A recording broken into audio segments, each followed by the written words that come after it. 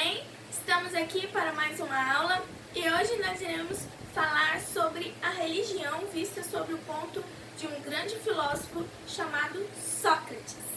Então vamos lá? Mas antes eu quero deixar para você Provérbios capítulo 1, versículo 7, que assim diz: o temor do Senhor é o princípio da sabedoria. Os loucos desprezam essa sabedoria e também a instrução. Então vamos lá. Sócrates, ele surgiu por cerca de 470 a 399 a.C. Geralmente, os grandes filósofos daquela época, eles formavam escolas para ensinar as suas crenças. Mas Sócrates não, ele tinha uma visão diferente. Para ele, a forma de ensinar era a forma como ele passava para aqueles que estavam ouvindo ele, e essas pessoas passavam para outras, porque ele pensava que se ele passasse as crenças dele para um papel, ficaria mais visível, mais forte, podemos assim dizer, as palavras que ele estava proclamando. E um grande proclamador, que foi depois de Sócrates, um deles foi Platão, que foi o porta-voz dele. Então, resumidamente, quem foi Sócrates? Sócrates, ele foi um filósofo grego, considerado um brilhante pensador, e também se destacou junto com outros filósofos gregos como Aristóteles e Platão. A juventude dele, pouco nós sabemos sobre ela. Sabemos apenas que ele nasceu em Atenas por volta do ano de 470 a.C. Nesse mesmo período ele serviu, é provável que ele tenha servido o exército e viveu sempre em Atenas. Casou-se, ele teve 3 filhos e a formação dele foi como pedreiro, assim como foi o seu pai, né? Mas ele sempre foi alguém dedicado ao conhecimento. E esse conhecimento, ele começou a falar com aqueles que estavam sempre com eles. Por exemplo, ele começou a ensinar os pensamentos dele para os seus amigos. Depois foi para lugares públicos e depois ele partiu para lugares, reuniões particulares. O método dele era o seguinte: Sócrates acreditava, primeiramente, em relação ao conhecimento do homem. Ele era voltado para a imortalidade da alma.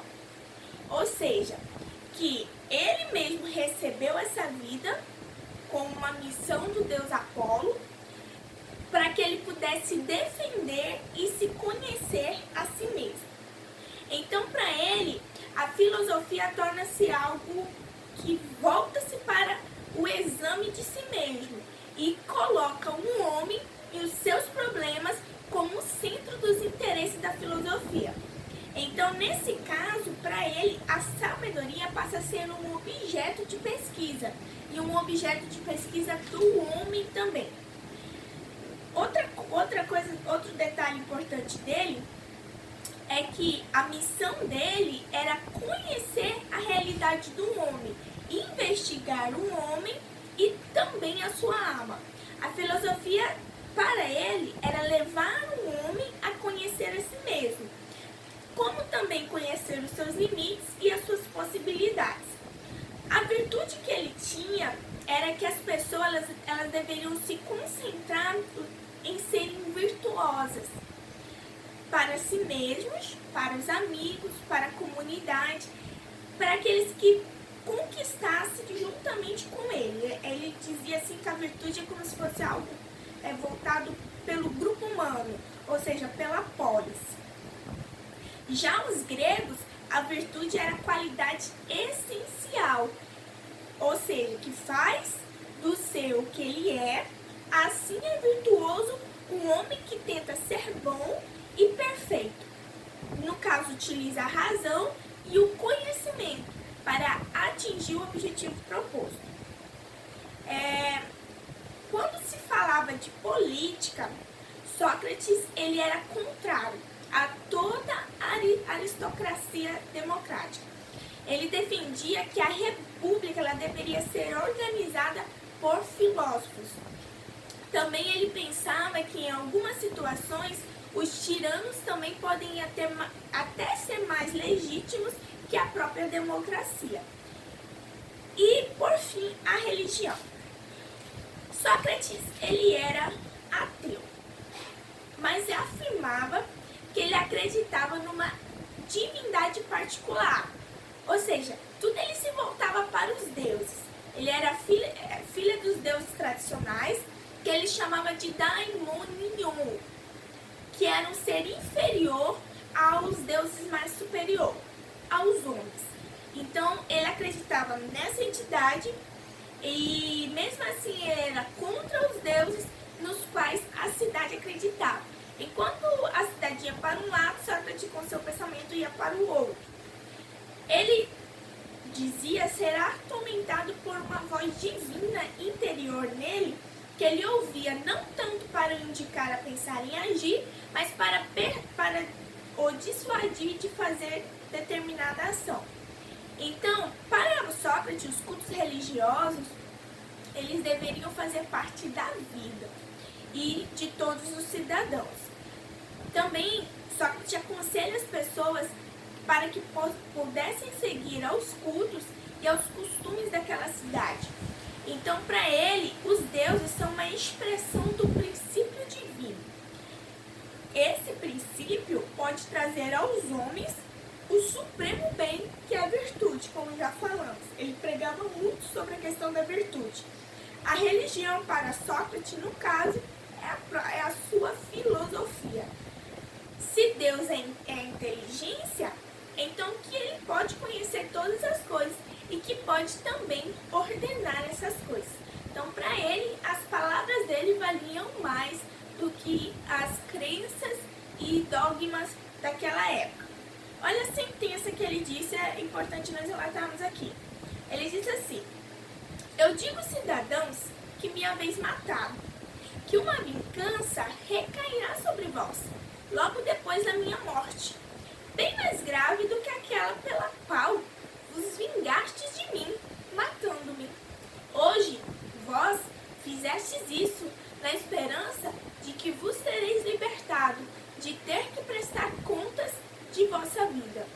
No entanto, vos acontecerá inteiramente o contrário.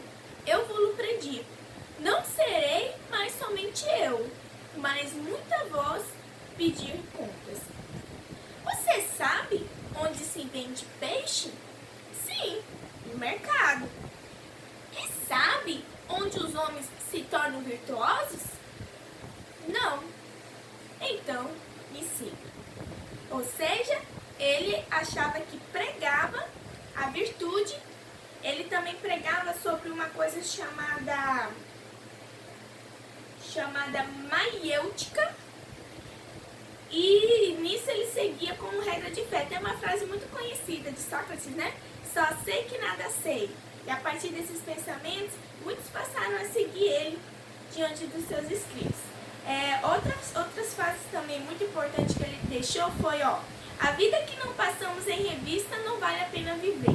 Outra, a Bíblia é o fio de ouro do pensamento. Outra frase, sabe aquele que conhece os limites da própria ignorância. Outra frase, é melhor fazer pouco e bem do que muito e mal. Então era alguém que tinha uma linha de pensamento muito inteligente, conseguiu influenciar os jovens daquela época, tanto que trouxe um grande alvoroço para as crenças daquela época, porque ele serviu como um exemplo para os jovens daquela época. E apesar dele não ter um local certo, né, uma religião a ser seguida, ele conseguiu influenciar muitos a crerem nele, a seguir ele. Então, Sócrates foi um homem de princípios. Por diversas vezes ele se rebelou contra o sistema político que existia na Grécia. Ele indispôs-se com muitas pessoas por usar seu método de questionamento. quase sempre provando que as pessoas não eram tão sábias quanto elas diziam. Então, em 339 a.C., Sócrates foi levado a julgamento. Foi acusado de corromper a mente dos jovens e de não respeitar a religião.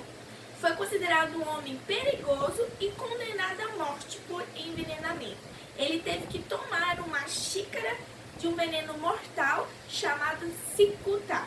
E a partir daquele dia, os seus seguidores passaram a falar das suas leis, das suas crenças, que influenciou gerações. Então nós temos aqui um homem comum que através dos seus pensamentos conseguiu influenciar uma geração. E a partir disso surgiram religiões que seguem o pensamento de Sócrates, um homem comum, mas com pensamentos diferentes. Então é isso, essa é a pequena aula de hoje, um resumo sobre Sócrates, sobre as suas crenças, seus dogmas, suas leis, como ele morreu, a política, enfim. E você vai realizar agora uma atividade que eu deixei aí na plataforma e até a próxima aula, se Deus quiser. A detalhe, eu estou esperando o resumo da nossa aula anterior sobre a ética protestante e o espírito do capitalismo de Max Weber. Espero por você e para trazer aí esse resumo para nós, tudo bem? Bom dia, tchau, tchau!